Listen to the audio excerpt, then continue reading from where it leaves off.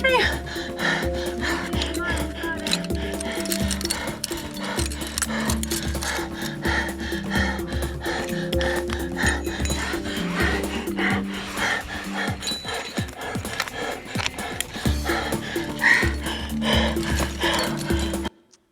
How are you guys feeling right now? How many people feel a little scared? How many people who feel scared think that feels kind of good? Yeah, all right. We have some believers already in the crowd. So right here, right now, in this room, we're going to declare an end to a conventional understanding of safety. It's underrated, it's illusory, and it's not getting us anywhere. So during our time together tonight, we're going to talk about leadership in a different way. And to get there, we're going to forego safety. We're going to think differently about choice, and we're going to dig into difficult conversations. You guys ready? All right, let's do it.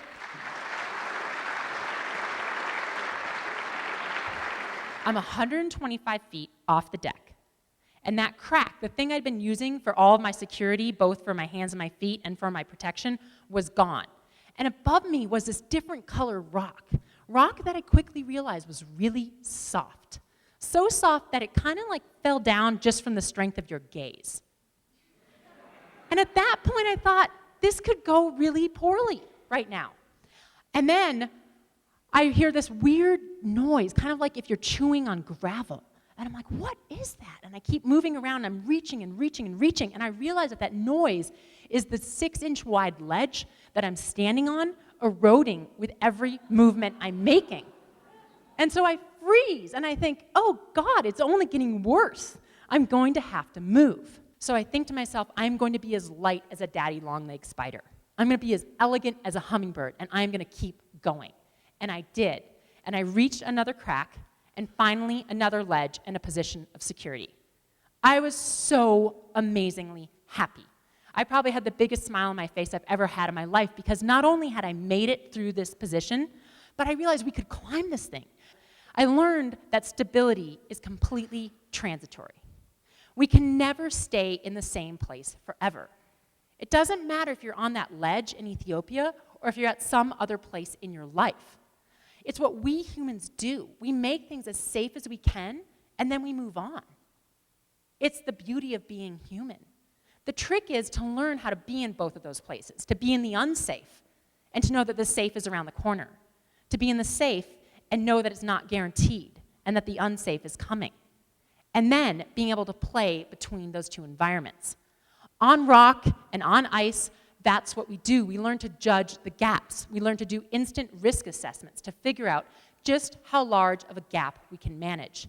Does it have to be small? Can it be big? Can it be massive? We live in a time that's more precarious than times past. It's what we hear on the news. It's what we hear out in the world. More precarious, less safe, too many options. So what do you all do to feel safe in this precarious time? When I arrived in Ethiopia, I understood 0.003% of the coffee world. I had never thought about coffee. I didn't drink lattes. I mean, I just thought, this would be a cool story. But something in my gut, in my intuition, was pushing me to give it a try. And here's what happened. That first decision kept getting more and more interesting. That's how I recognize a good decision. Does it get more complex? Does it keep feeding your soul? Do you keep wanting to know more and more about it? There's all this talk about intuition right now, and it's like, let's make snap judgments, let's move fast, let's be quick. But intuition, when you do it right, is for the long haul. I was not planning on going to that phase. It was not our objective. I didn't think I was leading a team to climb a hill. I thought I was leading a team to climb a 3,000-foot crazy vertical rock face. We went on that trip to do a first ascent of the Brandberg, the tallest peak in Namibia. That clip that I showed you at the beginning when I'm hyperventilating, that's from that climb. And it was amazing. First ascent, highest peak in Namibia. But what am I most proud of? That hill that we climbed. It's a thing that I didn't know that was there, but that my gut led me to, that my intuition brought me to. For some reason, when we go on an expedition like to the Namibian desert, we expect unexpected things to happen. So we're almost prepared for it. Why is that? My goal is always to bring some of that back, to be open to those opportunities. That's going into the middle. It's going into the middle and playing with it. And if you keep learning, it means that we're doing something right. I don't just think this makes things more interesting. I think this makes us better global citizens. I think it's how we open ourselves up to new experiences. I think it's how we open ourselves up to new people. It's how we stretch as humans. It's how we stretch as a global society. To do this, however, to do any of it, we're going to have to take and tackle difficult conversations. Because we can't go in the middle, we can't be unsafe, we can't follow our intuition unless we're willing to get a little gritty with it. I lead trips all the time to places where there are more fatal snake bites than there are cures. Places where the adage goes that if you get bit, you take your affected elbow, nose, toe, and you put it in a bucket of milk. And you hold it there for 5 minutes, and you want to see if the venom stops. If that doesn't work, drink the milk. Fill the bucket with petrol. Soak that part of you that got bit in the petrol. Wait for 5 minutes. Still not working?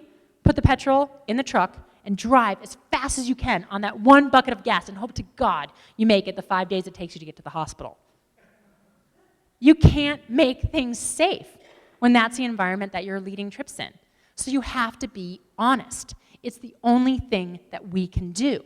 But it's also where things get really fun. We don't need, as leaders, to provide answers. We need to create safe spaces for complexity. Lean in to that complexity. It's our global responsibility. It's definitely our opportunity. I want to close tonight by asking you all to move toward that complexity. So how are you going to do it? You're going to forego safety, number one. You're going to follow intuition all the way through, no matter where it takes us, and have difficult conversations. The first thing, the safe thing, is always the hardest. But I will tell you that I am a total control freak. I plan, I pack, I research, I do everything I can. But I also know that I can't plan for everything, and that's where I love to be in the space when things are going to be unknown. Because that's where it gets exhilarating. That's how we dig into the richness of our life. And that's how we, as leaders, lead into the unknown, where you can kind of rub up against the edge in that loose-tooth way, and you can say, oh, that hurts. It feels good. I want to spend some time here because it's interesting, and I'm learning. We live in a complex world. We're complex people. Let's embrace all of that. Thanks so much.